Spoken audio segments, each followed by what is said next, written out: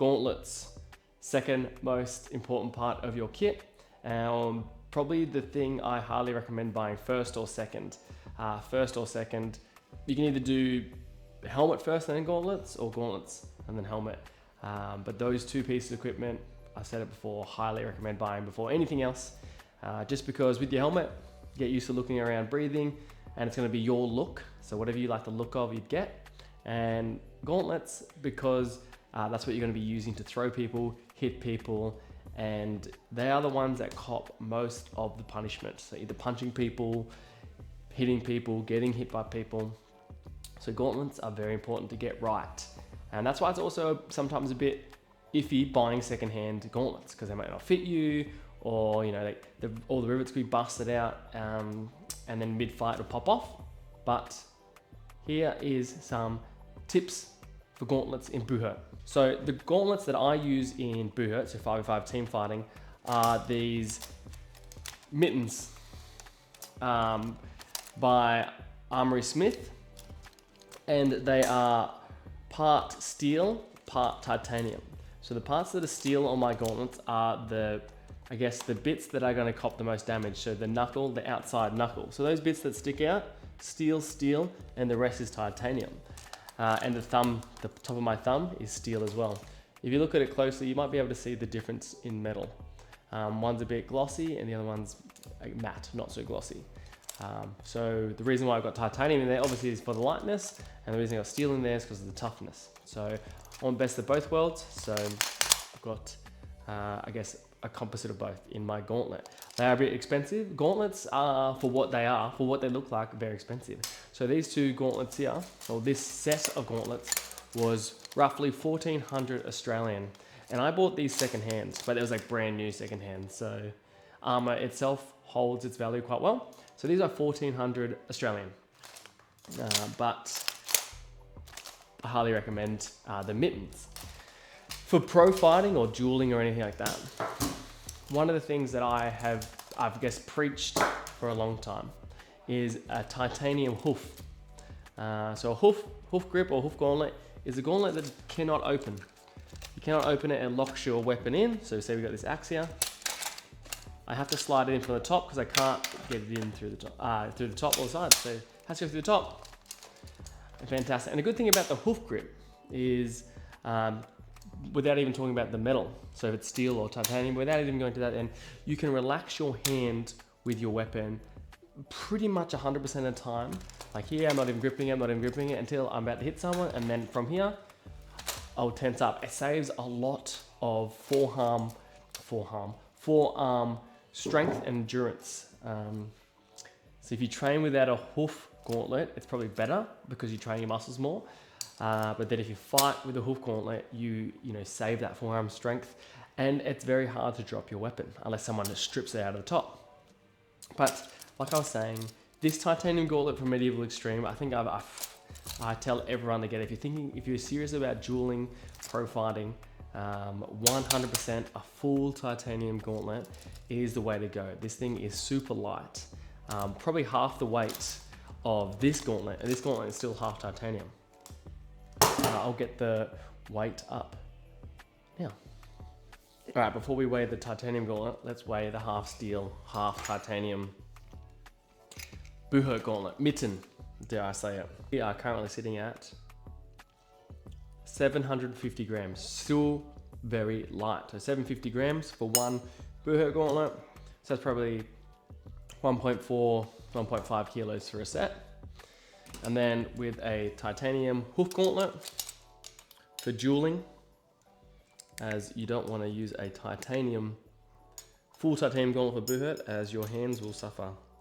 Well, they very won't suffer, they're just more likely to break and chip. So that one is 520 grams. So it's a good 200 grams less.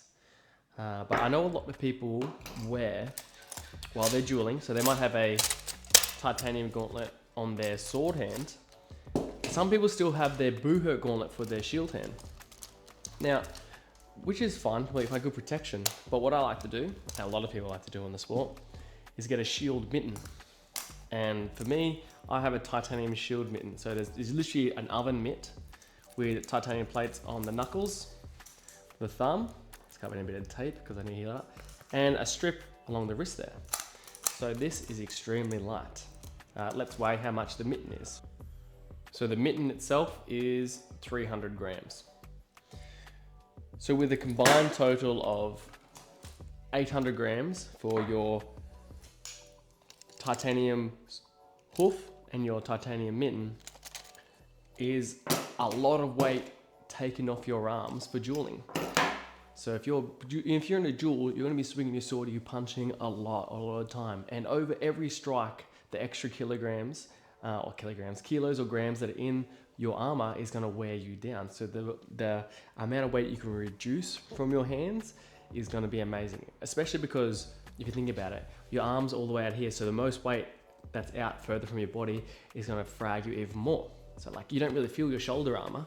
You barely notice how much that fatigues you, but you'll definitely notice how heavy your arms are. So if I went back to using a steel gauntlet with my sword hand, I'd be a lot weaker than what I used to be, because I used to duel in a steel gauntlet.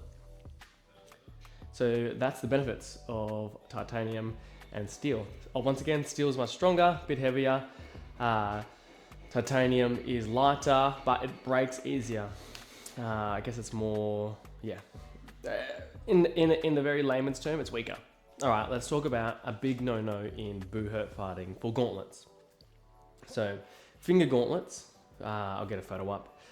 The gauntlets that have individual fingers sticking out. So they've got like little scale plates up, or they'll have like long bits of metal to make your fingers. These are a big no-no in Buhurt fighting, because as your fingers are individually armored, they are, I guess, taking on 100% of that force coming at you.